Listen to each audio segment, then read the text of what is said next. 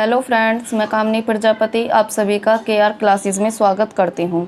Friends, हमारा जो chapter चल रहा था वो बीकॉम फर्स्ट ईयर का ब्रांच अकाउंट चैप्टर चल रहा था, जिसमें मैं लास्ट वीडियो में आप सभी को ब्रांच अकाउंट का कॉन्सेप्ट और ब्रांच अकाउंट का फॉर्मेट भी बता चुकी हूँ। और लास्ट वीडियो में मैंने आप सभी को ब्रांच अकाउंट का एक लॉन्ग क्वेश्चन कराया था। तो आज भी मैं आप सभी के लिए ब्रांच अकाउंट का एक लॉन्ग क्वेश्चन लेकर आई हूँ, लेकिन उस क्वेश्चन को कराने से पहले मैं आप सभी को नया टॉपिक ब्रांच डेटर्स अकाउंट बता देती हूँ। मैं आप सभी को बता देती हूँ ब्रांच डेटर्स अकाउंट क्यों बनाया जाता है। देखो, क्वेश्चन दे रखा है और क्वेश्चन में यदि प्रारंभिक देनदार या अंतिम देनदार या देनदारों से प्राप्त राशि कोई भी गायब हो तो ब्रांच डेटर्स अकाउंट बनाया जाता है। इसमें देखते हैं, शाखा के प्रारंभिक देनदार, अंतिम देनदार तथा देनदारों से प्राप्त राशि की गणना। यानी यदि प्रारंभिक देनदार निकालने हो तो ब्रांच डेटर्स अकाउंट बनाया जाएगा, अंतिम देनदार निकालने हो तो भी ब्रांच डेटर्स अकाउंट बनाया जाएगा, देनदारों से प्राप्त राशि निकालनी हो तो भी ब्रांच डेटर्स अकाउंट बनाया जाएगा। तो इन तीनों में से यदि कोई भी चीज़ निकालनी हो तो ब्रांच डेटर्स अकाउंट बनाएंगे। जब माल की बिक्री उधार पद्धति पर की जाती है तब देनदारों के संबंध में एक खाता बनाया जाता है जिसे ब्रांच डेटर्स अकाउंट कहा जाता है। इस खाते में देनदार से संबंधित सभी लेन देनों का लेखा किया जाता है। तो देखेंगे ब्रांच डेटर्स अकाउंट में क्या क्या आएगा। ये हमारा ब्रांच डेटर्स अकाउंट है। Particulars amount. देखो, सबसे पहले आएगा टू बैलेंस बीडी, जो प्रारंभिक देनदार दिए हुए होंगे, और टू की साइड आता है क्रेडिट सेल्स मींस उधार बिक्री। बाय की साइड में क्या क्या आएगा, देनदारों से संबंधित जो भी लेन देन होंगे वो देनदार खाते में आएंगे। यदि देनदारों से प्राप्त रकम दे रखी है तो वो लिख देंगे हम बाय कैश रिसीव्ड, अमाउंट बाहर। यदि कोई छूट दी हुई है तो वो भी यहाँ पर आ जाएगी। बैड डेब्ट्स यानी कि डूबत ऋण, कोई पैसा डूब गया है तो वो भी यहाँ पर आएगा बाय में। कोई रिटर्न दे रखी है वापसी तो वो भी यहीं पर आएगी। और लास्ट में बाय बैलेंस सीडी यानी कि अंतिम देनदार। अगर प्रारंभिक देनदार दे रखे हो तो टू की साइड आएंगे और अंतिम देनदार दे रखे हो तो बाय की साइड आएंगे, बाय बैलेंस सीडी के नाम से। तो ये हो गया हमारा ब्रांच डेटर्स अकाउंट का फॉर्मेट। अब मैं आप सभी को एक लॉन्ग क्वेश्चन करवा देती हूँ। तो आज का हमारा ये लॉन्ग क्वेश्चन है।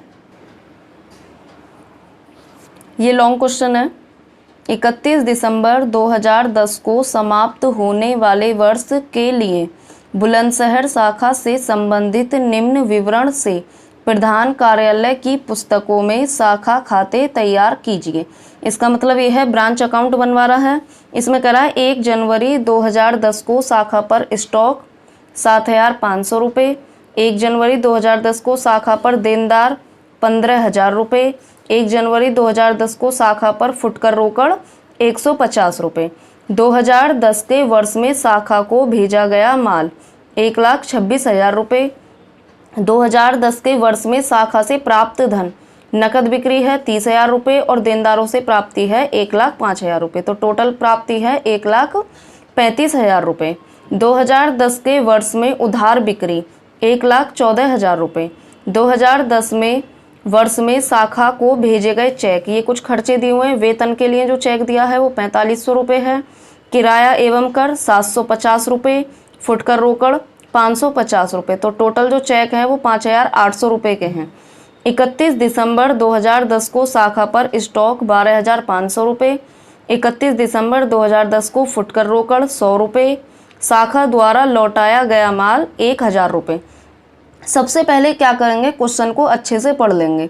देखो, ये बीकॉम फर्स्ट ईयर में 15 नंबर का क्वेश्चन आता है। अब इसमें देखो, स्टार्टिंग में जब हमने क्वेश्चन को पढ़ा था तो हमारे पास देनदार तो थे 1 जनवरी 2010 को शाखा पर देनदार 15,000 रुपये। लेकिन जब हम अंतिम पढ़ेंगे तो अंतिम में 31 दिसंबर 2010 को स्टॉक भी दिया हुआ है, रोकड़ भी, देनदार नहीं है। तो इसका मतलब हमें ब्रांच डेटर्स अकाउंट बनाना पड़ेगा। तो स्टार्टिंग से देखते चलते हैं। सबसे पहले दिया हुआ है 1 जनवरी 2010 को शाखा पर स्टॉक। जो भी हमारे ओपनिंग की चीज़ें होती हैं सबसे पहले हम उन्हें लिखते हैं टू बैलेंस बीडी के नाम से। तो यहाँ लिख देंगे हम टू बैलेंस बीडी। क्या क्या दिया हुआ है, एक तो है स्टॉक, देनदार और फुटकर रोकड़। तो यहाँ पे लिख देंगे हम स्टॉक,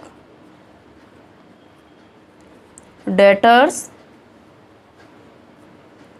पेटी कैश।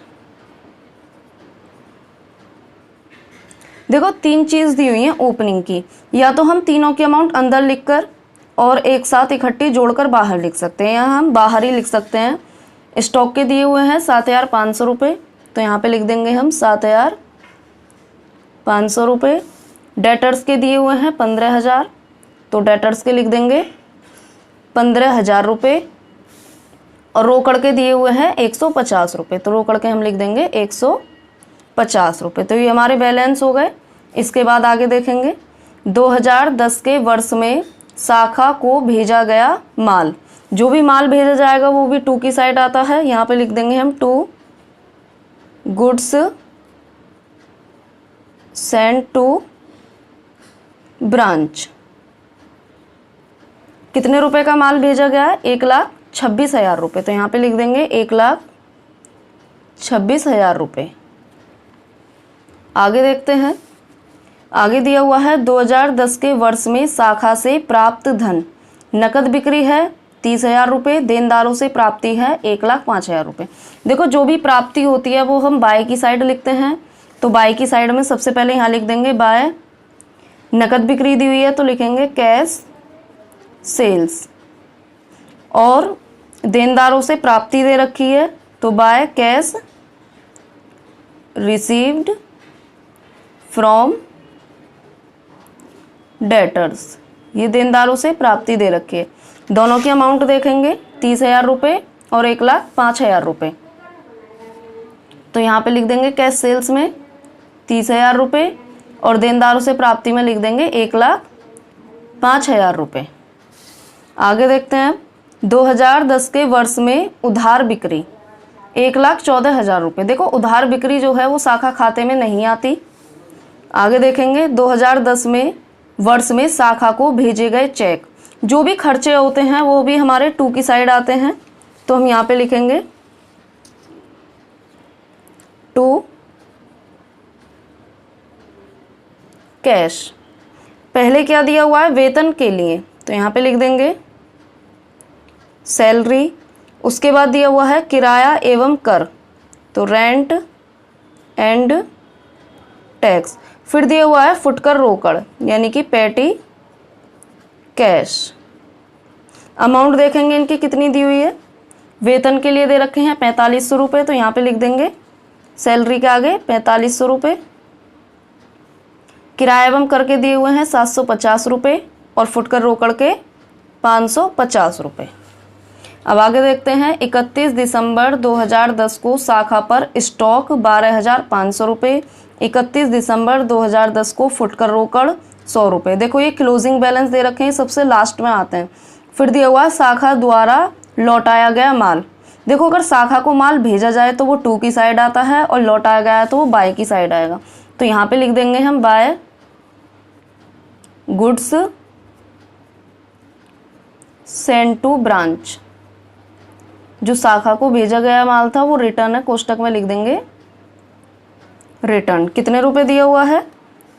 1,000 रुपये, तो यहाँ पे लिख देंगे हम 1,000 रुपये। अब देखते हैं जो भी हमारे क्लोजिंग बैलेंस, एक तो था स्टॉक और था फुटकर रोकड़, तो यहाँ पर लिखेंगे हम बाय बैलेंस CD। एक तो है स्टॉक, स्टॉक लिख देंगे, और दिया हुआ है फुटकर रोकड़ यानी कि पेटी कैश। स्टॉक के हैं 12,500 रुपये और रोकड़ के हैं 100 रुपये। देखो हमारा क्वेश्चन तो कंप्लीट हो गया जो भी हमारा दिया हुआ है, तो क्या ये अब हम इसका आंसर निकाल दें? नहीं। यहाँ पर देखेंगे हम बैलेंस CD में 3 चीज़ थी, स्टॉक, डेटर्स, पेटी कैश। लेकिन जब हम बैलेंस CD पर आए तो स्टॉक और पेटी कैश दिया हुआ है, डेटर्स नहीं है इसमें, तो हमें पहले बनाना पड़ेगा ब्रांच डेटर्स अकाउंट। तो इसका आंसर निकालने से पहले हमें यहाँ पे हमें डेटर्स निकालने पड़ेंगे क्लोजिंग के। तो डेटर्स निकालने के लिए अब हमें जाना पड़ेगा ब्रांच डेटर्स अकाउंट पर। तो सबसे पहले हम बना देते हैं ब्रांच डेटर्स अकाउंट। तो अब हम पहले ब्रांच डेटर्स अकाउंट बना लेते हैं। ये हमारे ब्रांच डेटर्स अकाउंट का प्रारूप है। ब्रांच डेटर्स अकाउंट में हम सबसे पहले लिखते हैं टू बैलेंस BD। जो हमारे देनदार थे वो कितने रुपए के दिए हुए थे ओपनिंग, 15,000 रुपये के। अब जो हमारा ब्रांच डेटर्स अकाउंट है इसमें हमें डेटर से संबंधित चीज़ें ही लिखनी है, तो हम स्टार्टिंग से देखेंगे। स्टॉक लिख सकते हैं, नहीं। देनदार हमने लिख दिया। रोकड़ भी नहीं आएगी। शाखा को भेजा गया माल, ये भी नहीं आएगा। 2010 के वर्ष में शाखा से प्राप्त धन नकद बिक्री नहीं आएगी, क्योंकि नकद बिक्री का देनदार से संबंध नहीं है। देनदारों से प्राप्ति, देखो देनदारों से प्राप्ति है, ये आएगी, तो हम इसे लिख देंगे बाय की साइड। यहाँ पर आ जाएगी ये by cash received. Cash received कितनी दी हुई है, देनदारों से प्राप्ति 1,05,000 रुपये, तो हम यहाँ लिख देंगे 1,05,000 रुपये। आगे पढ़ेंगे। 2010 के वर्ष में उधार बिक्री 1,14,000 रुपये। देखो उधार बिक्री का संबंधी देनदार से होता है, तो उधार बिक्री भी आएगी इसमें हमारी। यहाँ लिख देंगे हम टू क्रेडिट सेल्स। उधार बिक्री हमारी डेबिट साइड आएगी। कितने रुपए दिए हुए हैं उधार बिक्री के, 1,14,000 रुपये, तो हम यहाँ लिख देंगे 1,14,000 रुपये। और देखते हैं आगे कुछ दिया हुआ है देनदार से संबंधित, तो ये चेक दिए हुए हैं, खर्चे, ये भी नहीं आएंगे। शाखा पर स्टॉक, रोकड़, लौटाया गया माल। देखो यहाँ दिया हुआ शाखा द्वारा लौटाया गया माल। शाखा द्वारा लौटाया तो हमने ये ब्रांच अकाउंट में लिख दिया। यदि ये होता देनदार द्वारा लौटाया गया माल तो हमारा ये ब्रांच डेटर्स अकाउंट में आता, तो हमारा ब्रांच डेटर्स अकाउंट कंप्लीट हो गया। यदि कुछ और होता तो वो भी हम लिख देते। इसमें सिर्फ वही चीज़ें आएंगी जो देनदार से संबंधित हैं। तो हम इसका टोटल कर लेते हैं, देखेंगे ज़्यादा किधर का आ रहा है। तो ज़्यादा हमारा इधर का है, 15,000 रुपये दे रखा है और 1,14,000 रुपये, तो ये हो गया 1,29,000 रुपये। 1,29,000 रुपये हमने दोनों तरफ लिख दिया। अब 1,29,000 रुपये में से 1,05,000 को घटा देना, तो हमारा आंसर आ जाएगा बाय बैलेंस सीडी के नाम से। 1,29,000 में से 1,05,000 रुपये घटा देंगे तो ये आ गया 24,000 रुपये। तो बैलेंस सीडी आ गया, यानी कि ब्रांच डेटर्स अकाउंट आ गए हमारे क्लोजिंग के। तो अब हम ऊपर अपने खाते पे वापस जाएंगे। जो हमने ब्रांच डेटर्स बनाया है इसमें हम लिख देंगे डेटर्स के सामने जो हमारा भी आंसर आया है 24,000 रुपये। तो हम इसका टोटल कर लेते हैं। इसमें देखेंगे ज़्यादा किधर का है, ये वाली रकम डेबिट की और क्रेडिट वाली रकम, दोनों को जोड़कर देख लेंगे। जो ज़्यादा आ रहा हो उसे दोनों तरफ लिख देंगे। तो जब हम जोड़कर देखेंगे तो हमारे क्रेडिट साइड का आंसर ज़्यादा है, तो क्रेडिट का टोटल हम दोनों तरफ लिख देंगे। क्रेडिट का टोटल आ रहा है 1,72,600 रुपये, इसे हम दोनों तरफ लिख देंगे। कम किधर साइड है, डेबिट साइड। जिधर साइड हमारा कम आ रहा है उधर हम आंसर लिखेंगे, ये आएगा टू नेट प्रॉफिट के नाम से। तो यहाँ लिख देंगे टू नेट प्रॉफिट। 1,72,600 में से जो हमारी ये डेबिट साइड की रकम है उन सबको घटा देंगे, तो ये आएगा हमारा 18,150 रुपये। तो ये हमारा ब्रांच अकाउंट भी हो गया और ब्रांच डेटर्स अकाउंट भी हो गया। ब्रांच डेटर्स अकाउंट कब बनाएंगे, या तो हमारे प्रारंभिक देनदार गायब हो, या हमारे अंतिम देनदार गायब हो, या नकद प्राप्ति गायब हो, जो देनदारों से प्राप्ति होती है वो गायब हो। इन तीनों में से यदि कोई भी चीज़ नहीं दी हुई है तो हमें ब्रांच डेटर्स अकाउंट बनाना पड़ता है। तो आज का हमारा ये क्वेश्चन कंप्लीट हो गया। ये क्वेश्चन बीकॉम फर्स्ट ईयर में 15 मार्क्स का आता है, तो आप इसे अच्छे से कर लेना। इसमें ब्रांच अकाउंट और ब्रांच डेटर्स अकाउंट बनाया गया। यदि किसी ने लास्ट वीडियो नहीं देखी है तो पहले वो उस वीडियो को देख ले, उसके बाद ही इस क्वेश्चन को करे, तो और अच्छे से समझ में आ जाएगा। आज की वीडियो को देखने के लिए धन्यवाद।